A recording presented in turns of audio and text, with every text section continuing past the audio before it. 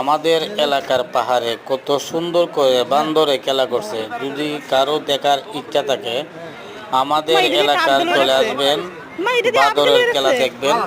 দিনে দুপুরে আমরা সামনেই আমরা খাবার দিয়েছি বাদরকে। বাদর কত সুন্দর করে খেলা করে দেখেন, দেখেন বাদরগুলা যেমন বোঝা যায় একদম মানুষের মতো খেলা করতেছে। কত বড় ডাইছে। নে নে নে আরে বাবা নে নে